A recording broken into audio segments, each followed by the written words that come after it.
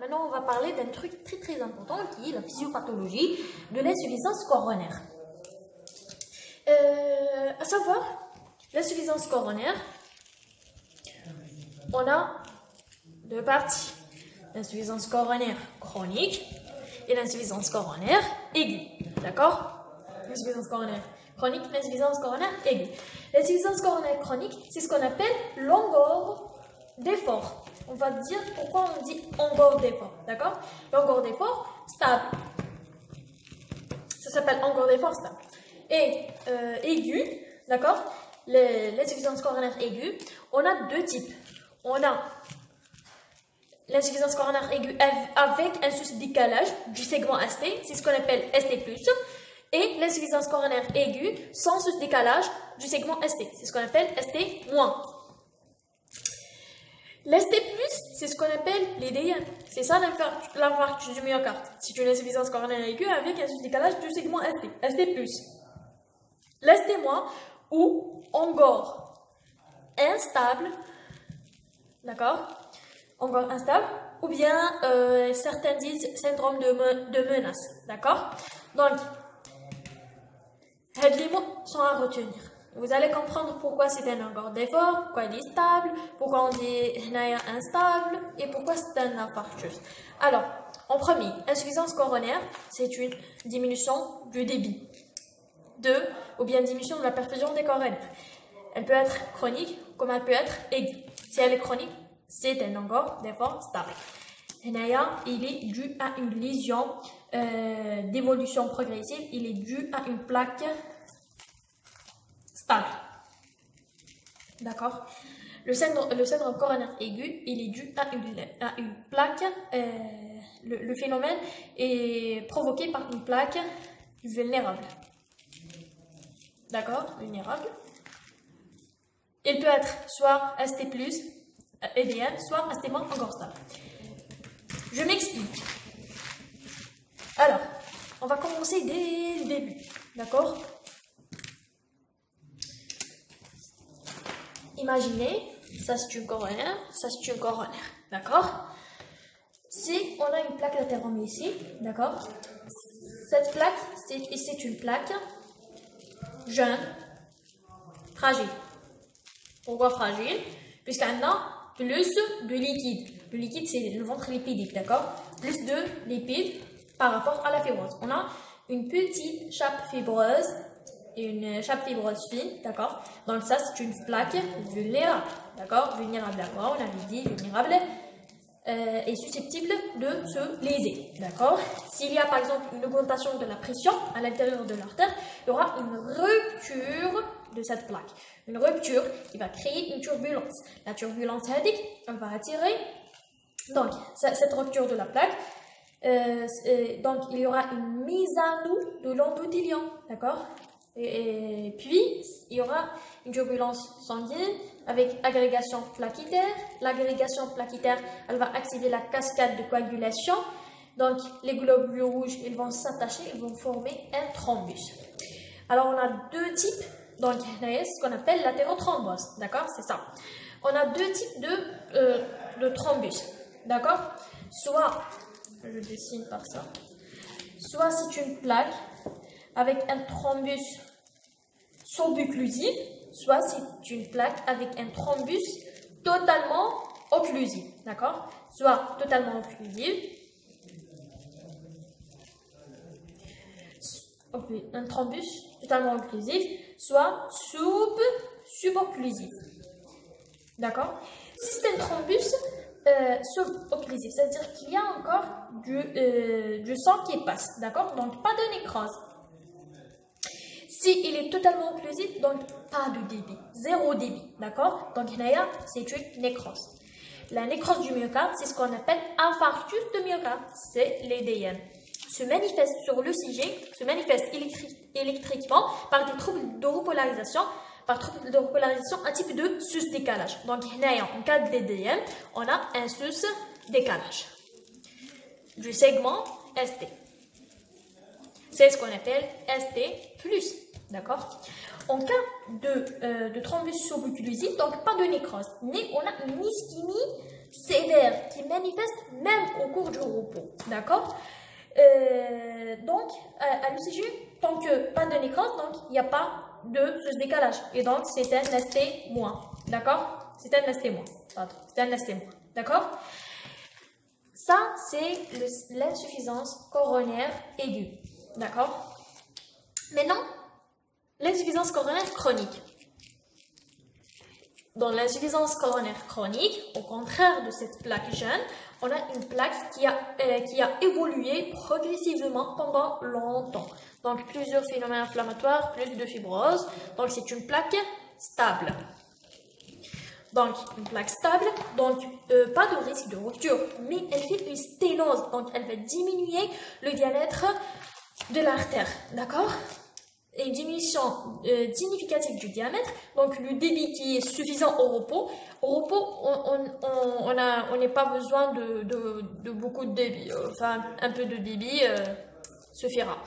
Ça, à l'effort, il y a une augmentation de l'activité, donc les besoins augmentent, donc les apports vont augmenter. Mais tant qu'il y a cette sténose, elle va gêner le passage d'autres flux sanguins.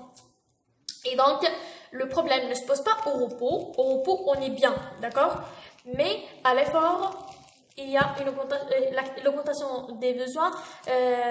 Normalement, elle est associée à une augmentation d'apport. Ce n'est pas le cas en cas d'insuffisance coronaire chronique, puisqu'on a une lésion sténosante qui gêne le passage du sang. Donc, la symptomatologie se manifeste à l'effort. Donc, ça, c'est un angor d'effort, d'accord? C'est ça l'insuffisance coronaire chronique. Voilà. Donc, je répète. On a deux grandes entités d'insuffisance coronaire, l'insuffisance coronaire aiguë, l'insuffisance coronaire chronique. Tout cela dépend de la physiopathologie, d'accord, qui dépend elle-même de la plaque d'athérome qui est mise en jeu. C'est un phénomène chronique, c'est une plaque stable, d'accord, avec beaucoup de fibrose, donc pas de risque de rupture, mais c'est le diamètre de l'artère, d'accord. Donc, cette plaque étant sténosante, elle va gêner le passage du sang. Au repos, ce passage suffira, d'accord, largement, mais à l'effort, on a besoin de plus du sang. Donc, il y aura une symptomatologie à l'effort. C'est ce qu'on appelle encore d'effort, d'accord. Ça, l'insuffisance coronaire chronique. L'insuffisance coronaire aiguë, c'est une plaque fragile, jeune, d'accord, vulnérable à la lésion. Si un phénomène de rupture, s'il y aura un phénomène de rupture, ça veut dire mise à l'eau de l'endothélium avec sécrétion de plusieurs facteurs de coagulation. En premier, il y aura l'agrégation plaquettaire avec puis toute la cascade de la coagulation et formation d'un thrombus. Ce thrombus, soit il sera subocclusif, soit totalement occlusif. S'il est totalement occlusif, ça veut dire qu'il n'y aura aucun débit, aucun passage du sang, donc il y aura une nécrose. C'est ce qu'on appelle une nécrose de myocarde, c'est l'infarctus, c'est ce qu'on appelle infarctus du myocarde, ou bien IDM, qui se manifeste sur le plan électrique par un sous-décalage du segment ST, des troubles de repolarisation. Quand il y a une ischémie dans le myocarde, ça se manifeste électriquement par des troubles de repolarisation. C'est le sous-décalage du segment ST. Je vais après vous dessiner comment ça comment on va trouver ça sur le CG. C'est ce qu'on appelle ST+, ça veut dire sous-décalage du segment ST. Si le thrombus est subocclusif, ça veut dire qu'il y a un petit passage, il y a un passage minime du sang, et donc pas de nécrose, mais c'est une ischémie sévère, qui se manifeste même au repos, puisque même au repos, ce débit n'est pas suffisant pour le travail du cœur lui-même. Donc ça, c'est à l'effort. L'insuffisance coronaire chronique se manifeste à l'effort, mais au repos, le patient étant très bien. Mais les événements aigus se manifestent même au repos. D'accord? Voilà. Donc maintenant, vous savez ce que c'est une insuffisance coronaire aiguë, ST-, ST+, encore d'effort. Alors maintenant, on va parler du syndrome coronaire chronique. On va donner en premier une définition du syndrome coronaire chronique et puis on va savoir comment poser le diagnostic des syndromes coronaires chroniques. On va commencer par détailler les signes fonctionnels, les signes physiques, les examens complémentaires. Chaque examen, quel est son résultat. Et puis on va parler du traitement et de complications. On va commencer par la définition. Alors, qu'est-ce qu'un syndrome coronaire chronique? On sait bien la physiopathologie. Ça, c'est une artère coronaire. D'accord? Ça, c'est une plaque qui après longtemps, pour vous montrer les détails, elle est fibrosée, d'accord? Elle est fibrosée, c'est une plaque sténosante, stable, d'accord? C'est une lésion stable, sténosante, cette lésion, elle va diminuer le débit coronaire, d'accord? Donc le débit qui est suffisant au repos, d'accord, devient insuffisant à l'effort. Donc la symptomatologie vient à l'effort, d'accord? À l'effort. Pourquoi? Puisqu'à l'effort, normalement, on a besoin de plus de débit, alors que cette plaque, elle va gêner le passage du sang, d'accord? Donc à l'effort, normalement, augmentation de besoin s'associe d'une augmentation, ou bien sera compensée par l'augmentation d'apport. Alors que cette plaque qui est là, elle va gêner le passage du sang, et donc pas d'augmentation d'apport, ça donne une ischémie qui se manifeste à l'effort. Alors qu'au repos, on est normal, d'accord? Donc c'est une atteinte athéromatose sténosante des artères coronaires. À l'effort, il y aura un déséquilibre apport et besoin myocardique en oxygène. Ça donne une ischémie. Donc la manifestation clinique vient à l'effort, d'accord? Sous forme d'un syndrome doulouro-thoracique. Cette ischémie se manifeste cliniquement sous forme d'un syndrome doulouro-thoracique. Ce syndrome doulouro-thoracique, il a les mêmes caractéristiques. À chaque fois, ça vient pour le même effort, d'accord? Au repos, on est normal, mais quand on fait un effort, pour le même effort, pour la même durée d'effort, cette douleur thoracique, toujours, elle est là. Elle a les mêmes caractéristiques, ça veut dire le même siège toujours. Généralement, c'est rétrosternal avec les irradiations. Je vais dessiner un peu. C'est une douleur. Donc, on avait parlé de la définition. On est le diagnostic. On va commencer par les signes fonctionnels. Les signes fonctionnels d'un syndrome coronaire chronique, c'est la douleur thoracique, principalement, d'accord? C'est la douleur thoracique, pas d'autre chose. C'est la douleur thoracique caractéristique. Le siège, elle est rétrosternale, d'accord? Rétrosternale, sternale, très bien. Les irradiations, d'accord? Les irradiations, ça va irradier soit vers le cou, d'accord? Soit vers les deux bras, principalement vers le bras gauche, la partie interne du bras gauche, d'accord? Et puis vers les mâchoires, d'accord? Ça, c'est la douleur typique, d'accord? Qui vient, on a dit, pour le même effort et qui disparaît au repos. Ça veut dire que ce patient, il va commencer à faire un effort et là, la douleur. Puis, il va reposer, donc cette douleur va disparaître. Soit il va reposer, soit il va prendre de la trinitrine. La trinitrine, c'est quoi? C'est un vasodilatateur. Un vasodilatateur, donc il va élargir la taille du vaisseau, ou bien le diamètre du vaisseau, donc plus de débit, donc l'ischémie s'arrête et la douleur s'arrête, d'accord? Donc, soit un repos, soit de la trinitrine. Ça, c'est la douleur typique. Une douleur de type constrictif, rétrosternale, avec les irradiations qu'on a citées, soit au niveau du cou, soit vers la mâchoire, soit vers les deux bras, principalement le bras gauche, d'accord? Mais généralement, c'est une douleur atypique. Soit vous avez une brûlure rétrosternale, soit la douleur épigastrique, au niveau épigastrique de la règle, il faut faire un ECG devant toute douleur épigastrique. Ça, c'est très important. La douleur de l'ischémie cardiaque, enfin du syndrome coronaire, l'insuffisance coronaire peut donner une douleur épigastrique. D'où la règle, faire un ECG devant toute douleur épigastrique. D'accord? Faites un ECG devant toute douleur épigastrique. Ça me rappelle une histoire au niveau des urgences. C'est la résidente qui dit ça. Ils ont relevé un patient et j'ai pris du couscous. Ça m'a fait un peu, ça m'avait gêné. Je reste une douleur épigastrique et tout cela. Normalement, la résidente, normalement, il faut faire un ECG. Quoi que ce soit. Là, vous dites que j'ai pris du couscous. Oui, mais vous êtes médecin. vous ne devez pas être trompé devant une douleur thoracique et gastrique, surtout chez un patient âgé de plus de 40 ans, tabagique et tout cela. Elle n'a pas fait un ECG, elle a donné des IPP. Et ben, le patient revient la nuit et il a décédé. Il a fait un BDM, donc il a décédé. Donc, il faut se rappeler de cette histoire. Devant toute douleur épigastrique, il faut faire un ECG, puisqu'une douleur de l'insuffisance coronaire peut être atypique, d'ailleurs elle est généralement atypique, et elle peut avoir un siège épigastrique, d'accord? Donc elle peut avoir un siège épigastrique, abdominal, ou bien parfois suivant l'irradiation, d'accord? Voilà, très bien, ça c'est pour la douleur. On avait dit quelles sont les circonstances de cette douleur.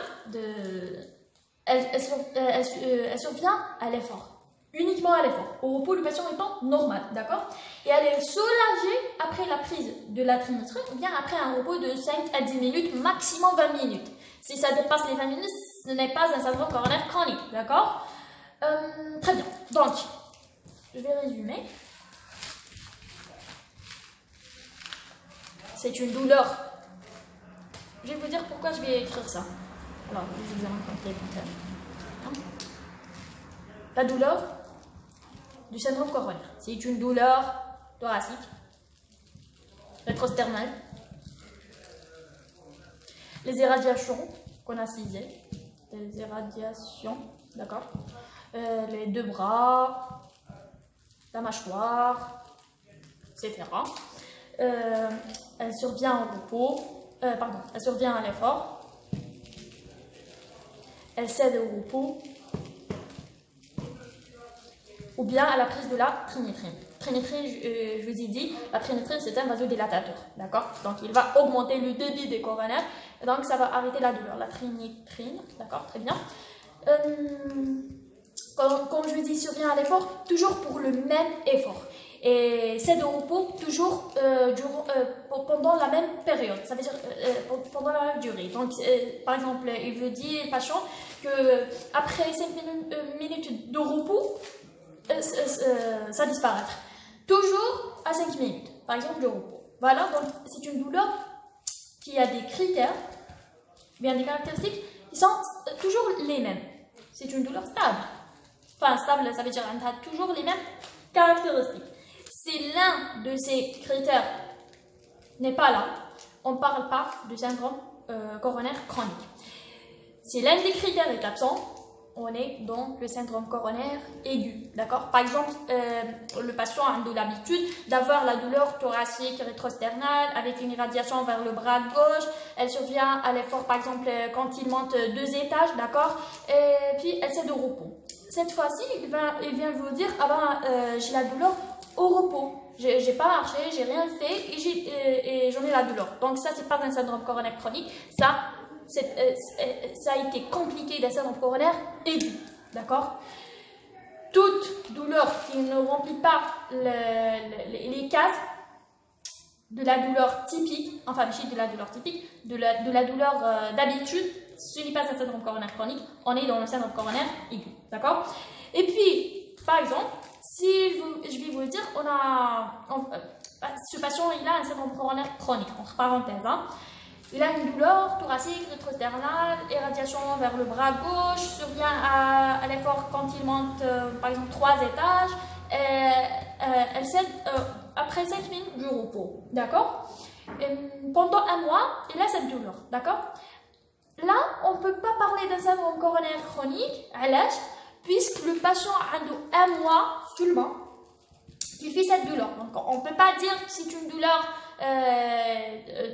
qui survient toujours avec les mêmes caractéristiques, puisque pour parler d'un syndrome coronaire chronique, d'accord, et pour parler de la stabilité de ces critères, il faut au moins 2 mois, d'accord. À partir de 2 mois, on dit, voilà, c'est toujours les mêmes critères. Donc, avant 2 mois, on ne parle pas du syndrome coronaire chronique.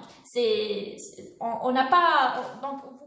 Donc, je répète, pour parler, on dit un encore d'effort stable, encore d'effort stable. Encore d'effort stable, ça veut dire insuffisance coronaire ou la syndrome coronaire chronique, d'accord? Encore d'effort stable. Très bien. On dit un encore d'effort stable, c'est cette douleur possèdent les mêmes caractéristiques, la même intensité au même effort, avec les mêmes signes et disparitions au repos, avec le même laps du temps. D'accord? Pour parler, on avait dit, pour parler d'angor stable ou bien d'une insuffisance coronarienne chronique, il faut que la douleur soit chronique. Ça veut dire 2 mois, d'accord? Au moins 2 mois, d'accord? On dit angor d'effort, puisque ça survient seulement à l'effort, stable, puisque toujours on a les mêmes caractéristiques. Très bien, ça c'est pour les signes fonctionnels. Maintenant, on va passer vers les signes physiques. Alors, les signes physiques, ça veut dire l'examen clinique. Qu'est-ce que vous allez trouver à l'examen clinique? C'est un angor d'effort. Donc, au repos, on n'a rien. D'accord? On n'a rien. On ne va rien trouver. Si vous allez examiner votre patient au repos, vous n'allez rien trouver. Donc, vous devez examiner ou bien faire les examens que vous voulez à l'effort. Quand on parle des examens à l'effort, c'est ce qu'on appelle épreuve d'effort. D'accord? Donc, quand je parle d'épreuve d'effort, ça veut dire qu'on va provoquer l'ischémie. Puisque l'ischémie, elle n'est pas là au cours du repos. Elle ne survient qu'à l'effort. D'accord? Donc, on doit provoquer cette ischémie. C'est ce qu'on appelle l'épreuve d'effort. Ça veut dire que vous allez mettre votre patient, mettre le cœur en travail. Par exemple, vous donnez de la dobutamine. La dobutamine, c'est un ionotrope positif. Ionotrope positif, ça veut dire qu'il va activer, il va activer la contractilité, d'accord? Le cœur va se contracter